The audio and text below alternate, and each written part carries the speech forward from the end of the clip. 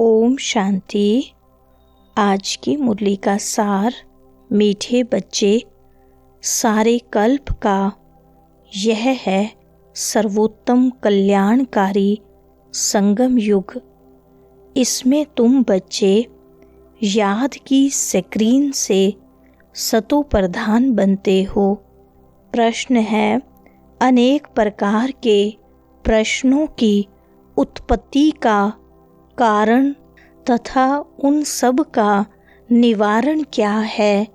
उत्तर है, जब देहाभिमान में आते हो तो संशय पैदा होता है और संशय उठने से ही अनेक प्रश्नों की उत्पत्ति हो जाती है। बाबा कहते, मैंने तुम बच्चों को जो धंधा दिया है, पतित से पावन बनो और बनाओ। इस धंधे में रहने से सब प्रश्न खत्म हो जाएंगे। सुनते हैं मुख्य पॉइंट्स। पहली पॉइंट, यह कल्प का सुहावना संगम युग है। इसका नाम रखा है पुरुषोत्तम। यही संगम युग है जिसमें सभी मनुष्य मात्र उत्तम बनते हैं। अभी तो सभी मनुष्य मात्र की आत्माएं तमो प्रधान हैं, सो फिर सतो प्रधान बनती हैं। सतो प्रधान है तो उत्तम है। तमो प्रधान होने से मनुष्य भी कनिष्ठ बनते हैं। तो अब बाप आत्माओं को सम्मुख बैठ समझाते हैं। सारा पार्ट आत्मा ही बजाती है, न कि शरीर। तुम्हारी बुद्धि में आ गया है कि हम आत्मा असुल में निराकारी दुनिया व शांति धाम में रहने वाली हैं। यह किसको भी पता नहीं है, न खुद समझा सकते हैं। दूसरी पॉइंट, तुम विश्व के मालिक महाराजा महारानी थे। तुम्हारी राजधानी थी। अभी तो राजधानी है नहीं। अभी तुम सीख रहे हो हम राजाई कैसे चलाएंगे। वहाँ वजीर होते नहीं, राय देने वाले की दरकार नहीं। वह तो श्रीमत द्वारा श्रेष्ठ ते श्रेष्ठ बन जाते हैं। फिर इनको दूसरे कोई से राय लेने की दरकार नहीं है। अगर कोई से राय लें तो समझा जाएगा उनकी बुद्धि कमज़ोर है। अभी जो श्रीमत मिलती है वह सतयुग में भी कायम रहती है। अभी तुम समझते हो, पहले पहले बरोबर इन देवी देवताओं का आधा कल्प राज्य था। यह नॉलेज परमात्मा के सिवाय कोई भी दे न सके। तीसरी पॉइंट, बाप जानते हैं हम आत्माओं को पढ़ाते हैं। आत्मा का हक है बाप से वर्षा लेने का। इसमें मेल फीमेल की दृष्टि यहाँ नहीं रहती। तुम सब बच्चे हो, बाप से वर्षा ले रहे हो। सभी आत्माएं ब्रदर्स हैं जिनको बाप पढ़ाते हैं, वर्षा देते हैं। बाप ही रूहानी बच्चों से बात करते हैं। हे लाडले मीठे सिकी लधे बच्चों, तुम बहुत समय पाठ बजाते बजाते अब फिर आकर मिले हो अपना वर्षा लेने। यह भी ड्रामा में नूंद है। शुरू से लेकर पार्ट नूंदा हुआ है। तुम एक्टर्स पार्ट बजाते एक्ट करते रहते हो। चौथी पॉइंट, जब देवताओं का राज्य था तो वॉइसलेस वर्ल्ड थी, अभी नहीं है। यह खेल है ना। अभी यह बेहद का नाटक आकर पूरा हुआ है।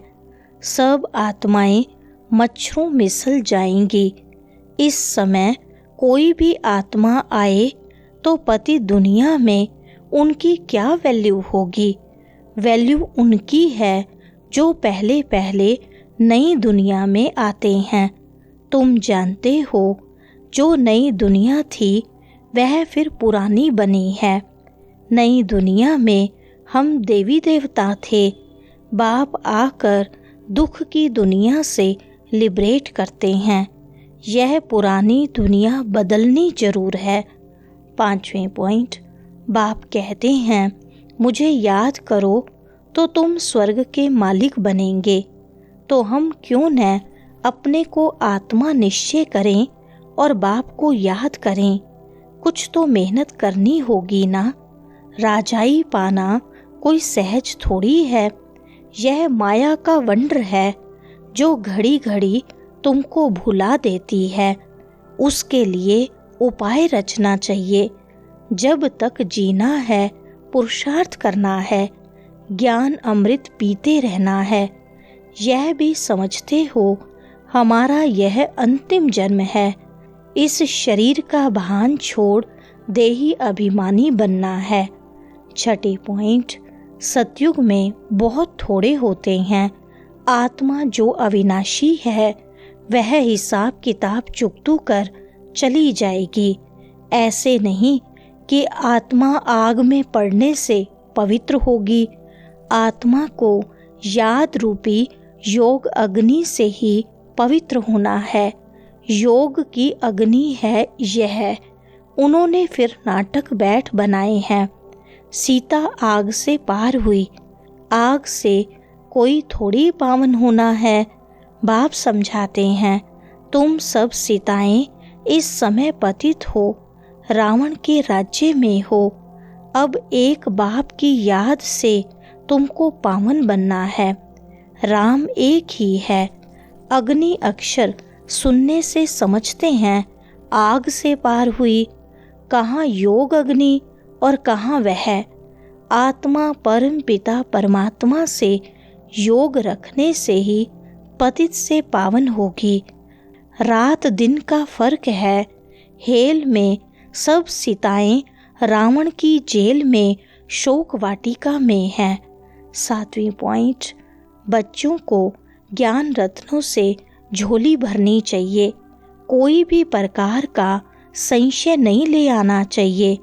देहाभिमान में आने से फिर अनेक प्रकार के प्रश्न उठते हैं।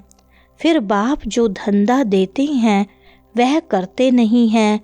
मूल बात है हमको पतित से पावन बनना है। दूसरी बातें छोड़ देनी चाहिए। राजधानी की जैसी रस्म रिवाज होगी वह चलेगी। जैसे महल बनाए होंगे वैसे बनाएंगे। मूल बात है पवित्र बनने की। बुलाते भी हैं हे पतित पावन। पावन बनने से सुखी बन जाएंगे। सबसे पावन हैं देवी देवताएं। 8वीं पॉइंट, पतित पावन कह बुलाते हैं परंतु बोलो तुम पतित हो तो बिगड़ पड़ेंगे। अपने को विकारी कोई भी समझते नहीं। कहते हैं गृहस्थी में तो सब थे। राधे कृष्ण लक्ष्मी नारायण को भी बच्चे थे ना। लेकिन वहाँ योग बल से बच्चे पैदा होते हैं। यह भूल गए हैं। उनको वाइसलेस वर्ल्ड स्वर्ग कहा जाता है। वह है शिवालय। बाप कहते हैं पति दुनिया में एक भी पावन नहीं। यह बाप तो बाप, टीचर और सतगुरु है जो सबको सद्गति देते हैं। वह तो एक गुरु चला गया तो फिर बच्चे को गद्दी देंगे। अब वह कैसे सद्गति में ले जाएंगे। सर्व का सद्गति दाता है ही एक। 9वीं पॉइंट, तुम्हारी बुद्धि में 84 जन्मों का चक्र बैठा है। तुम जैसे अब लाइट हाउस हो। ज्ञान से इस चक्र को जान गए हो कि यह चक्र कैसे फिरता है। अभी तुम बच्चों को और सबको रास्ता बताना है। सब नैयाए हैं। तुम पायलट हो, रास्ता बताने वाले। सबको बोलो आप शांति धाम सुख धाम को याद करो। कलयुग दुख धाम को भूल जाओ। वरदान है सदा मनन द्वारा मगन अवस्था के सागर में समाने का अनुभव करने वाले अनुभवी मूर्त भव। विस्तार है अनुभवों को बढ़ाने का आधार है मनन शक्ति। मनन वाला स्वतः मगन रहता है। मगन अवस्था में योग लगाना नहीं पड़ता, लेकिन निरंतर लगा रहता है, मेहनत नहीं करनी पड़ती। मगन अर्थात मोहब्बत के सागर में समाया हुआ, ऐसा समाया हुआ जो कोई अलग कर नहीं सकता। तो मेहनत से छूटो। सागर के बच्चे हो तो अनुभवों के तालाब में नहीं नहाओ, लेकिन सागर में समा जाओ, तब कहेंगे अनुभवी मूर्त। स्लोगन है, ज्ञान स्वरूप आत्मा वह है जिसका हर संकल्प, हर सेकंड समर्थ हो। अच्छा, ओम शांति।